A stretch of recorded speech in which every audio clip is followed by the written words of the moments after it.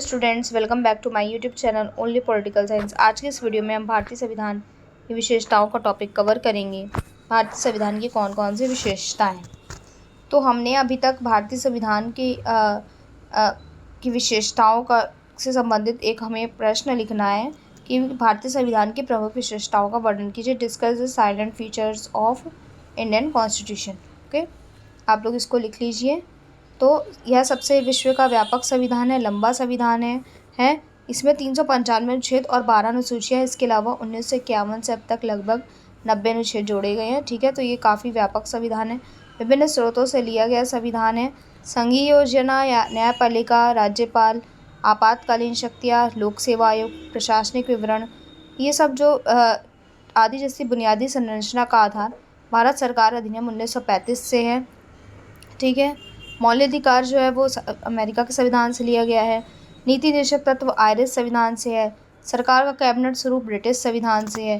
तो ये भी एक विशेषता आप लोग देख लीजिए कि यहाँ पर मतलब हम मौलिक अधिकारों को देख सकते हैं भारतीय संविधान में, तो एक विशेषता ही है।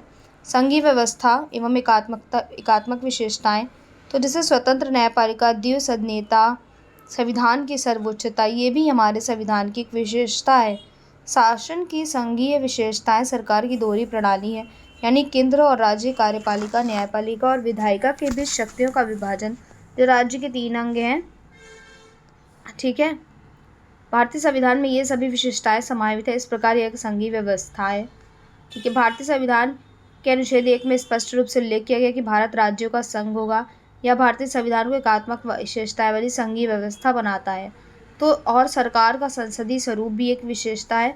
भारतीय संविधान ने सरकार का संसदीय स्वरूप चुना। सरकार के संसदीय स्वरूप में कार्यपालिका विधायिका का हिस्सा होती है और मंत्रिपरिषद की विधायिका के प्रति सामूहिक रूप से जिम्मेदारी होती है। इसके अलावा वहाँ बहुमत दल का शासन है और प्रधानमंत्री देश का नेता है और मुख्यमंत्री राज्य का नेता है। संसदीय संप्रभुता और न्यायिक सर्वोच्चता, भारतीय संविधान में संसदीय संप्रभुता और न्यायिक सर्वोच्चता के बीच उचित संतुलन है। सर्वोच्च न्यायालय को अनुच्छेद 13, 32, 136 के तहत न्यायिक समीक्षा की शक्ति प्राप्त होती है। इस प्रकार यह किसी भी संसदीय कानून को असंवैधानिक मानकर रद्द कर सकता है। दूसरी ओर संसद के पास कानून बनाने और अनुच्छेद 368 के माध्यम से संविधान के प्रमुख हिस्से में संशोधन करने का भी अधिकार है।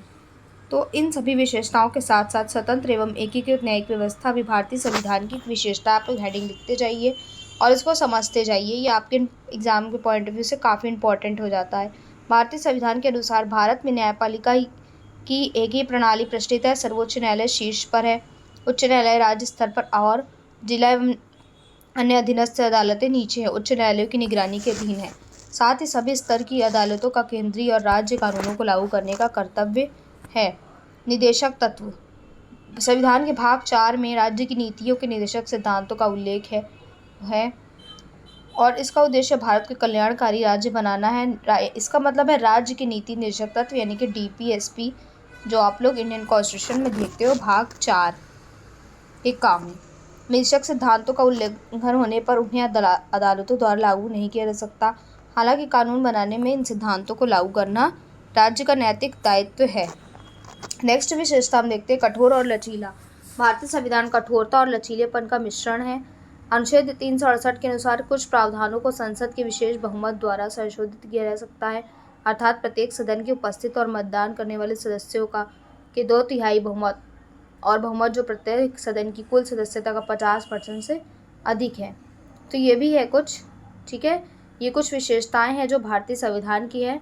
आप लोग इसको लिख लीजिए। इसके साथ साथ मौलिक अधिकारों की व्यवस्था, स्वतंत्र न्यायपालिका, राज्य की नीति निर्देशक तत्व और एकहरी नागरिकता, तो ये सब जो है वो भारतीय संविधान की विशेषता ही है। आप लोग इसका क्वेश्चन लिख लीजिए। Discuss the salient features of Indian constitution, भारतीय संविधान की प्रमुख विशेषताओं का वर्णन कीजिए, इंपॉर्टेंट है। और इसके आगे सोर्सेज का टॉपिक जो है वो मैं नेक्स्ट वीडियो में आपको बताऊंगी। Thank you for watching my YouTube channel only political science. Do like, share and subscribe for more videos. Thank you.